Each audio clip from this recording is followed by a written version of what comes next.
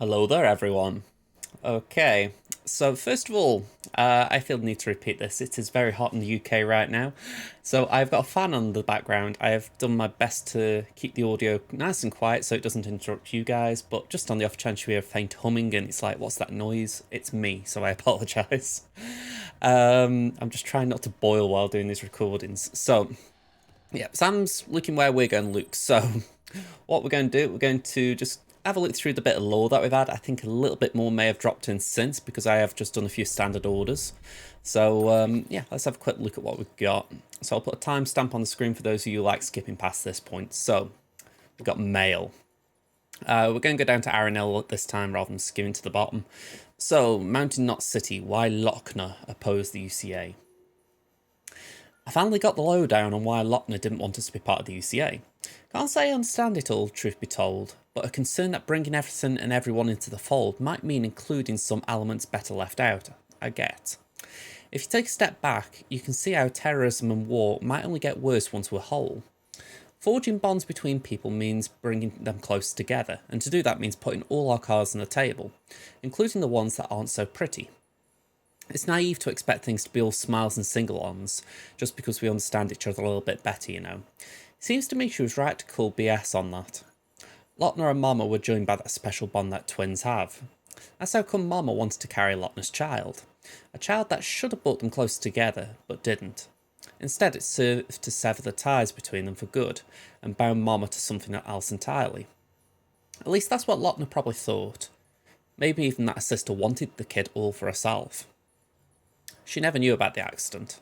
The real reason. Can't imagine how she must have felt, thinking she'd been betrayed by the one person she trusted more than anyone. Not so hard to see how that would colour her opinions on the Carol network. That's all behind her now, though. She and Mama have reconciled their differences, and maybe her faith in the ties that bind can be restored.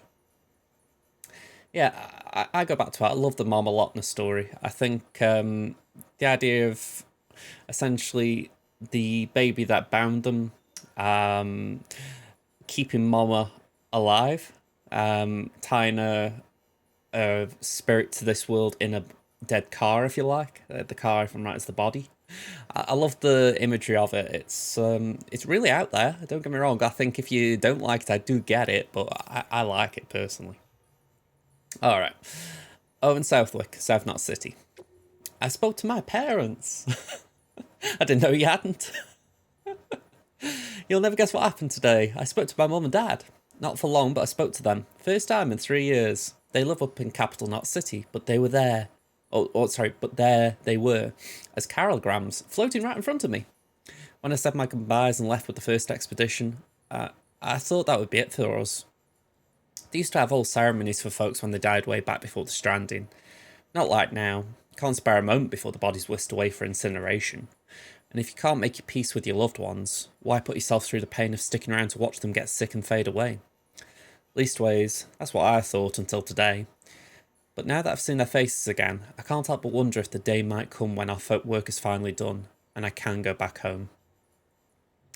It's an interesting way of thinking about the world here. I mean, me personally, I can easily delve into that as far as what would it be like as far as if you were that, I wouldn't say dissociated, but that you didn't feel connected to your family that much that you were able to walk away from because you thought it's just too hard if I do stay connected. So again, they do pose interesting questions in this, I find. Anyway, roboticist, I'm not going to go through this one too much, but basically saying, have you been using the all-terrain skeleton? The Alabit says, it lets you power through snowdrifts and over rocky terrain, and how about the boost mode that lets you charge up slopes and cross rivers without draining any endurance? Yeah, I mean, just say it doesn't help you carry any more cargo. I'm not too bothered about that. So, it's all good. The Doctor. Bigger bags, more blood. Have you been using that high-capacity blood bag I've made for you, Sam? I really do think you'll find it useful. I wish it was possible for me to print them on demand, but it's simply not feasible at the moment. Ordinary materials won't suffice for the construction. It requires carhelium. The machinery I use for the production is also somewhat unique and unwieldy, so replicating the process elsewhere isn't an option. I'll keep looking into it, of course, but in the meantime, you'll just have to fabricate them here. Sorry, Sam. Do be sure to stop by and pick some up if you have the chance, though. They might just save your life. Yeah, they are very useful, just in the sense that if you've got multiple high-capacity blood bags, it means you're not having to refill them as often. It means that you haven't got to stock up on blood bags as often, so they're useful. The collector. We used to have things called letters. I have pushed the collector on a little bit. We're now 2 and a bit stars with him. I did some standard orders for him. We managed to get the backpack cover, which I'll show in a second. So, newspapers and magazines used to be published on a regular basis, once a month perhaps, or in the case of newspapers, every morning or evening. They were part of life's rhythm in my father's time. Some people's routines practically revolved around them. But no matter how much you yearned for the next issue, you had no choice but to wait patiently until it was published. It was the same with letters once. There was a time when you couldn't just compose and send a message and have it delivered to the recipient almost instantaneously. No, you had to take up a pen and paper and carefully write out your thoughts, which you then sealed in an envelope and stuck in a postbox. After which you had to wait for the postman to come collect, process, and eventually deliver it. It might take days for some letters to reach their destination, longer even if they had to travel through the sky or across the sea. And then after all that waiting, you had no choice but to wait even longer for a reply. I can't help thinking that might have been a good thing. Imagine spending your days waiting with bated breath, wondering what the postman might bring. What a beautiful exercise for the imagination. While I kind of understand the point of that, there's a bit of me that doesn't like it. I mean, the amount of times I see the postman and I go, oh God, what's he bringing? You know, I'd hate to have social aspects built into that feeling as well. Alright, the cosplayer, another one who I've brought onto the Carol network. Using the network to spread the cosplay gospel. During the UCA has done so much to help me spread the word about my costumes, and all sorts of people have gotten in touch and sent me new ideas for designs. This would have never happened if it weren't for you, Sam. Thank you. I don't think I mentioned this before, but I've got a twin sister. Maybe you've met her. She's a prepper too, but she doesn't do cosplay. She's more interested in spiritual stuff. You know, mystical mumbo-jumbo, all that. Two sides of the same coin, though, I guess. Cosplay's all about metamorphosis, being at one with nature. You should go and have a chat with her if you haven't already. She's pretty interesting, in her own way. Yeah, I think we're going to see her very shortly. I actually didn't realise that, though. I did look at the character model and I thought, hang on, they look very similar, but I didn't realise they were twins. So I learned something there. Alright, what's the bet we got a Hartman interview? Hey, right at the bottom. Hartman always likes dropping some info on us. Alright, Bridges needs Homo ludens, written 2 years ago from Hartman's lab. I've already spoken at length about the new varieties of man that have emerged in the wake of chiral pollution and from the resulting phobias. Homo demens, Homo gestalt, not to mention those touched by dooms. This much is common knowledge. I, however, would posit that we could further categorise the humans of this day and age.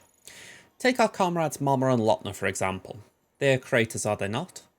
People who use tools to make things. Craftspeople, Homo faber. Consider dead man, one who looks the dead in their eyes every day, one who takes their organs as his own. His relationship with death is transcendental, sublime. It is, in essence, his faith, ani homo religiosus. As for myself, Homo eloquens, a linguist, one who seeks to understand this world through the language of science and logic. There is, however, another very special type of human, a breed that would serve Bridges rather well. Homo ludens, they who play. Be it deliberate or unintentional, Homo ludens unite people, creating culture, shaping the very world around them, not through violence nor laws or prescriptions, but rather through metaphorical acts of play. I know of only one person who matches this description, the one they call the Great Deliverer, Sam Porter. Despite Die Hardman's best efforts, however, his whereabouts are still unknown. Okay, who's next? We've got a prepper interview with the Mountaineer. 1 year ago.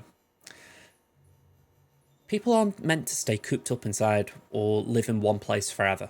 It's not natural. Exploration's in our DNA. The great outdoors is where we're supposed to be. You know, our ancestors started out in Africa, right?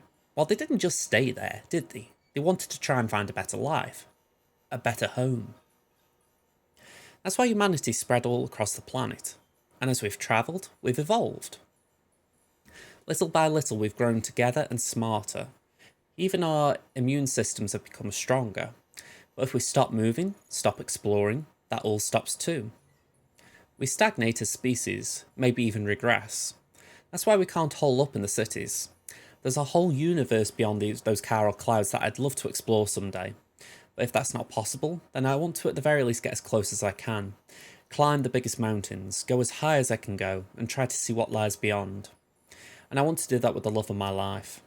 The world-class mountaineer who showed me the beauty of this place. My guiding star. Together, there's no peak we cannot summit. Yeah, I think... I'm trying to remember. I think he is called the Mountaineer, but I think his wife has got her own title, and I can't remember what her name is. I think... Is she the Navigator or something? I can't remember. We'll probably bump into it, see it when we go to his place again, but I can't remember her name off the top of my head. Alright, so prepper interview. The Doctor. 1 year ago. Please be a Doctor Who, little nod nod wink wink here. I know what you're thinking. Why is this prepper claiming to be a doctor? Don't worry, you're not the first. Rest assured that I really am a doctor. I even had a medical licence, though the governing body that issued to me is long gone, so I won't be offended if that counts for little. But licence or no, people still need doctors. Preppers get sick, you know. Preppers get sick too, you know. That's not so hard for you to get your head around, is it? Most folks haul themselves to a city hospital when there's something wrong, but out in the boonies that's not really an option. But we can't just leave people to die. You know full well what would happen. And so I do what I can to help. Around here, I'm the only one people can really rely on to keep them alive. Whenever I'm needed, I try to find someone to transport me to a patient's residence, but that's hardly the most efficient approach, and it doesn't endear me to the porters either. I've heard that Bridges is trying to bring everyone into the chiral network. If it's as good as I've heard, it would be a real game changer. I could perform all sorts of diagnoses, and even some treatments, without having to leave my shelter. I hope you manage to extend it here soon. There's a lot of people out there counting on us both. Again, I really like that scene with the Mountaineer. The idea that we've got this virtual way of diagnosing and treating a patient, and that's the whole purpose of that interview. When you think, it's just the idea of how can we actually advance medicine when we're actually stuck miles apart, and I actually love it. I hope real life medicine gets to that point at some point, but yeah, I have my doubts. Seems to be something Idio would like. Okay, so I did mention it. I've customised my backpack a bit, so let's just show you that. So we've still got a battery on there, but we've now switched it up a bit. So we've got less grenade pouches now, but we've put a utility pouch on there, which allows us to carry more blood bags. So I like that. I think it's just a nice thing. If we are struggling for health, it means we'll recover more. It means we'll survive longer. We've also put a backpack cover on, as it says, a protective cover for the backpack that protects cargo carried on the back from timefall, and it prevents it from falling off when under attack. So the issue with this, whilst it's a brilliant piece of equipment, it isn't all-encompassing. It doesn't mean everything on your back is covered. It just means that whatever it can fit in the backpack is covered. So it's useful. It means that you can put priority cargo under there, or at least you can try to put it in there. But it's no guarantee. All right, so let's leave the private room and let's get to the mule, or the Homo Demens camp. Let's have a sip of my drink while Sam's just lamenting no loo.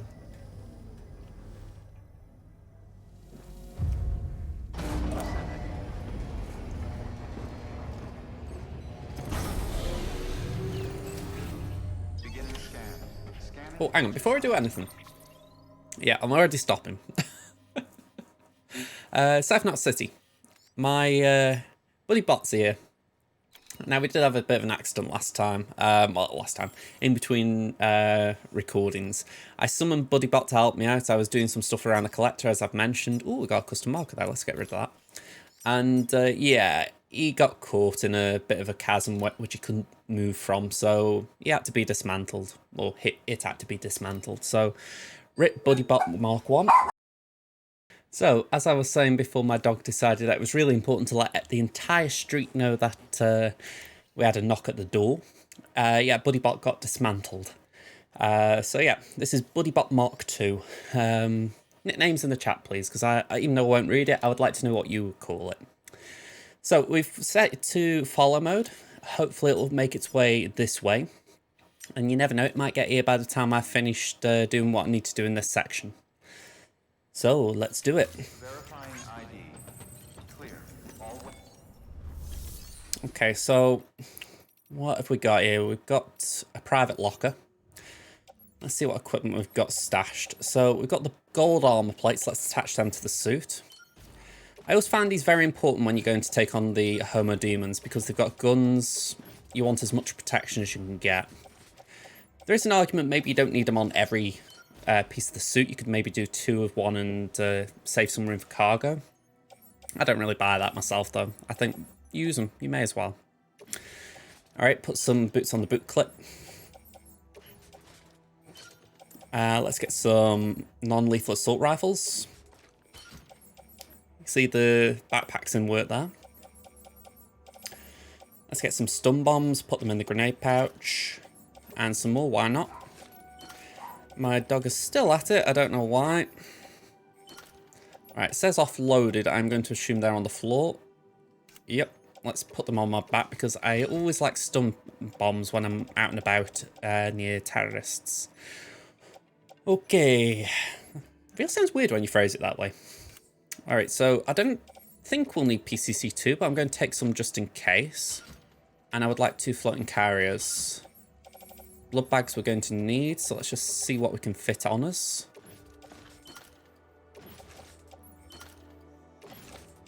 See, this is a load. Oh, this is a load.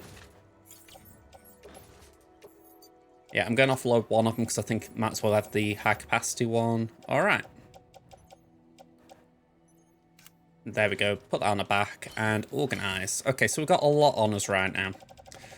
So for this run, what we're going to do, let's get the garage open. We've got the transporter trike, so let's retrieve it. And I've got a few items that I would say I don't necessarily need to be carrying on me. They're just things I would like to have around. So what I would say that includes these 3. They could be useful, but I don't necessarily need them. So we're going to put them on the trike. I'm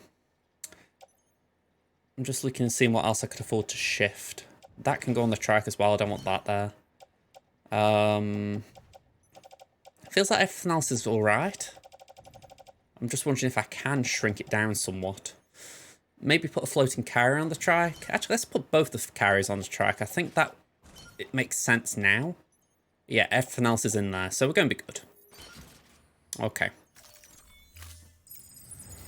And this is me just working out as I'm going along. Let's put one of these on our back now, because we have got the room. There we go. It just means if I have to pick something up, I have got the ability to do it. Okay, so we know the direction we're going in. We've already got the order. I mean, if you wanted to be sneaky, you could just drop all of your cargo, make sure you've got nothing that counts as cargo on you, and then just try and sneak in the camp.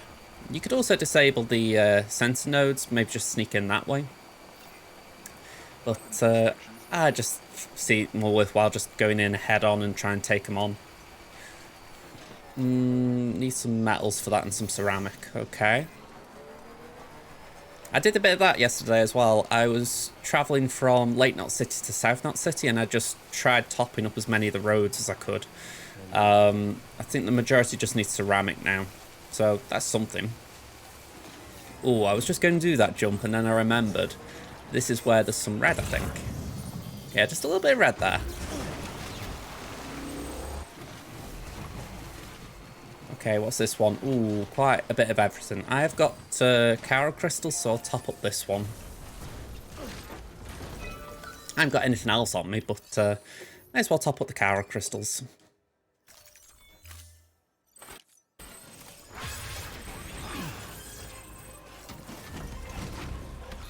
Okay, let's move on. So this is the next bit of the road. I don't really want to top this one up because I get the feeling this is not on the Chiral network. Oh, hang on before I cross. That looks blue. Yeah, it's not changing, so we should be okay. Yeah, this one's still on the Chiral network, but that is a hefty cost. 1,500 Chiral crystals. Ouch.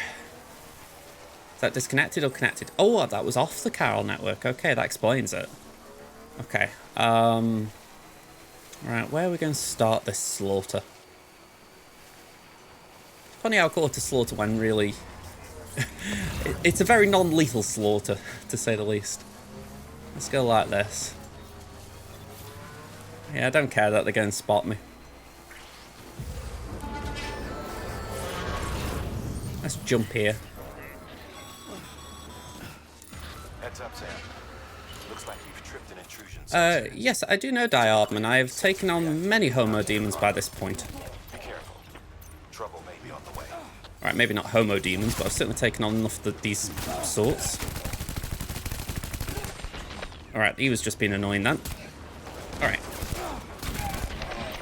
That was a headshot that he probably didn't want.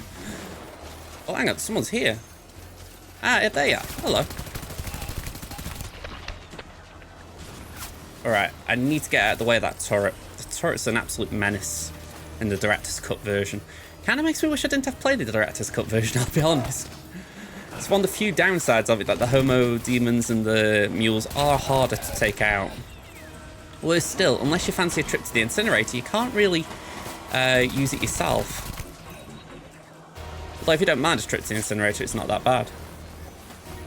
Someone's down there. Yeah, waking his pal up here. Someone's behind me.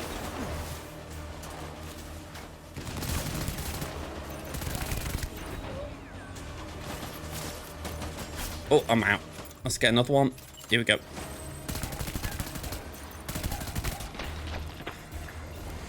Alright. Yeah, we're getting fired at from over there.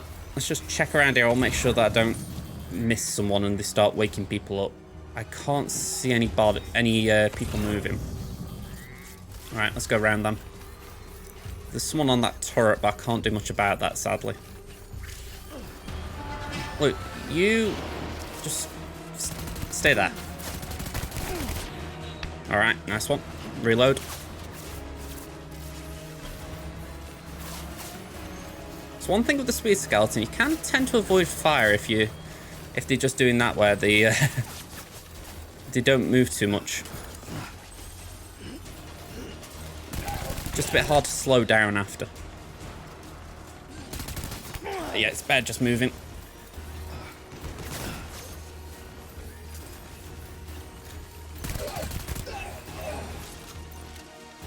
Just punch him with the power gloves.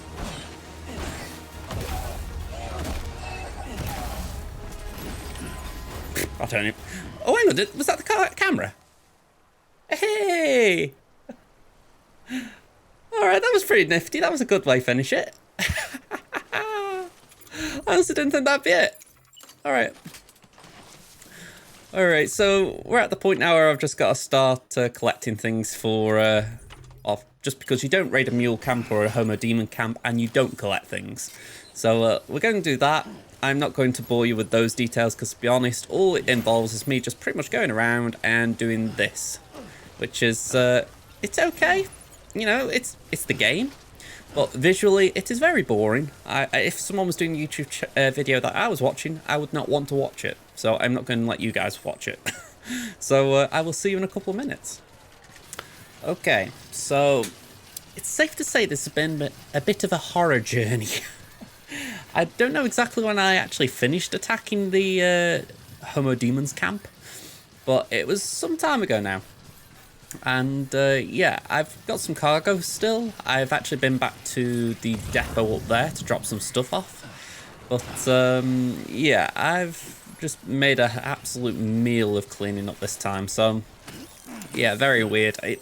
I thought to myself at first, right, I'm going to let Buddybot catch up with me. Because like you saw me do it. The trouble is, the AI is a bit thick for it. So even though there is a pretty serviceable route that I take, it decides, no, we're going to go through the mountains. And because it's the mountains, it's not very good at going through the mountains. So it got stuck. So BuddyBot 2 got to be dismantled. So any nicknames that you gave for it, they were very short-lived. So yeah, we have got BuddyBot 3. I believe it's somewhere on its way back to the depot. Oh no, it's just chilling there. Yep. And unfortunately can't follow us here because the novelist's son is not on the Chiral network. I'm going to deliver just a bit of lost cargo here just to, well, just because I'm in the area, why not? You look good, Sam. Up and ready to go. This is pretty good. Sam's looking better than I am. Everything good. Alright, so, skip that. It won't get us a level, but it'll just top him up. I'll be calling. I'm curious, any chance they've got anything for anywhere else while I'm here? Like double up on our cargo deliveries? Something for the depot? Why not? Why not? Go on, carry it on the back. We've got the camera as well, although that has taken some damage. I fell in a river. I honestly thought, oh yeah, I'm just going to make my journey there and back nice and quick, and yeah, I just forgot to check. So, oopsie. You know, I've got that second one attached here, and it's just been a pain in the backside now, so I'm going to try and dismantle that one. Or disconnect it. This one's still connected. Alright. Let's go this way. Let's try and deliver this to the photographer. But yeah, this has been an absolute pain. Oh, mind, it's not a tricky one at all. It's just I've made a meal of it. I probably could have delivered the photographer the camera straight away and then come back, but why do things the easy when you can do them the more complicated way? The battery for this is going to run out very shortly, so I'm just going to slow down. We know where it is. It's just pretty much, yeah, I was looking there at the river. It isn't there. It's just straight ahead. Yeah. I really wish we got BuddyBot. I miss BuddyBot. I think it is something this game did miss, and I would like it if they tried to find a way of incorporating it in any potential sequel, that there is a way of having AI coming with you. You know, even if it is just artificial AI, you know, you think it'd be nice if there was just some company occasionally for Sam, especially with the way the story pans out. I think it would be just interesting to see what the next evolution would be. I'm trying to be a little bit vague there.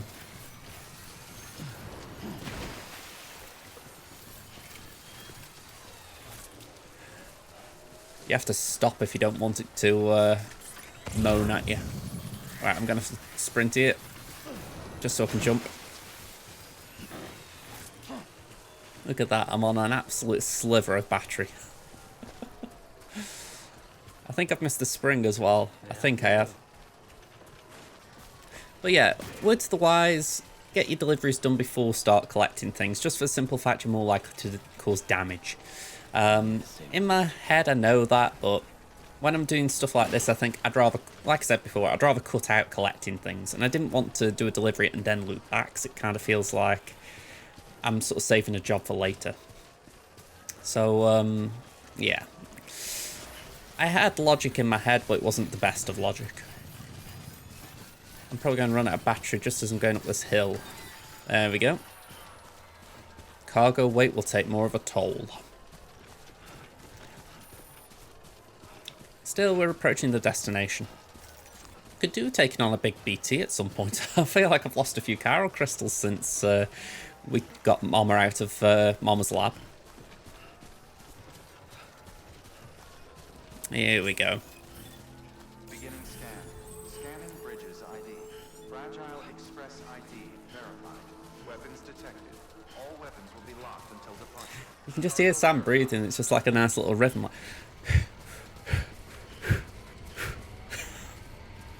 In fairness, he's had a very busy afternoon, but I did give him a sleep. He has slept. He has rested. I haven't just done tons of running around with him. He had like 8 minutes of sleep. You know, that's a long time for Sam. Delivering cargo. Oh, wow. Thank you. was afraid I'd never see it again. Bit of damage, sorry. Well, it's gained a few scratches, but I'm not complaining. You don't know what this means to me. A grade? B grade. I'll take it. 2-star and a bit. Ooh. Hello. It was my father's idea to move all the way out here. He thought he could get to the bottom of the Death Stranding all by himself. And we were right behind him. But look where it got us. If you hadn't come along when you did, the camera would be gone, and all our hard work would have been lost before anyone had a chance to see it. We can't let that happen. I don't know why the camera would be gone. About this, someone out there will know what it means. So, connect us up. We want to be a part of the UCA. Don't get me wrong, the Homo demons have got it, but they didn't seem to be, like, on the verge of destroying it or anything. It was kind of just like, hey, cargo!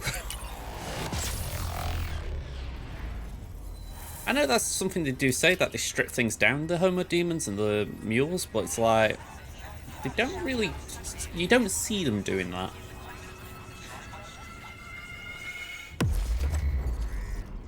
But maybe that's why they've got so many resources in the camps, because they're always stripping things down, we just don't see it. Alright, so the photographer, quite a bit of chiral network gain. We now got schematics for a shotgun and a riot shotgun. Essentially lethal and non-lethal. Okay. I truly hope our work will help to make a difference. Thanks again. I hope we get to meet again before too long. Sam, it's Hartman. That camera you recovered contains some fascinating footage.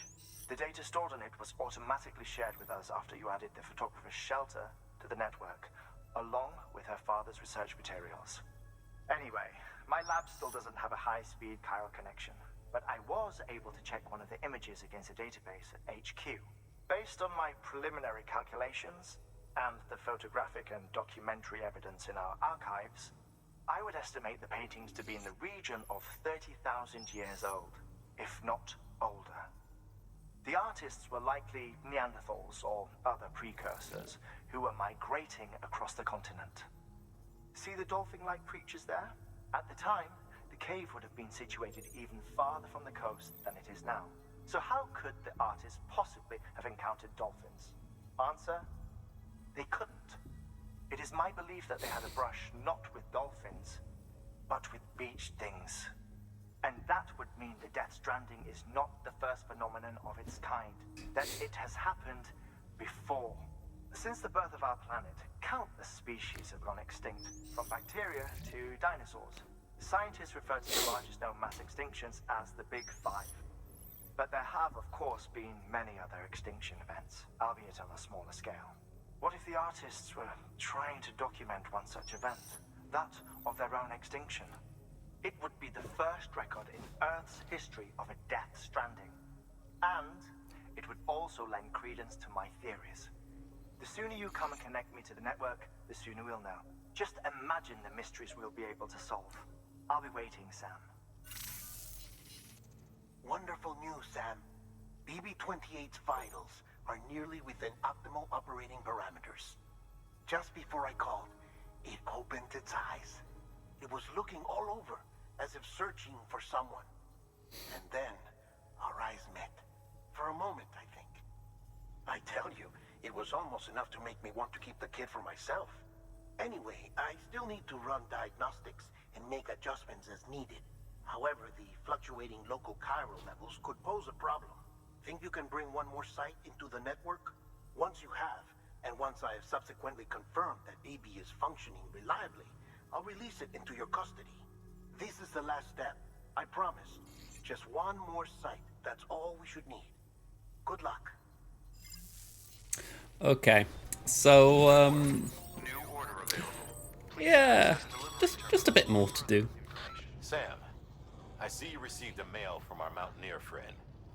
Seems he's got an order for you. Might be good to give it a look. Yeah, so we've got to make our way back to the Mountaineer. I can't remember if we've got an order for him here. Yeah, we have Mountaineer's repaired cameras. We could go and do him another mule. It does make me chuckle. Hang on. That isn't even the mules, is it? It's just go and find it from over there. Alright, so this is what's going to happen.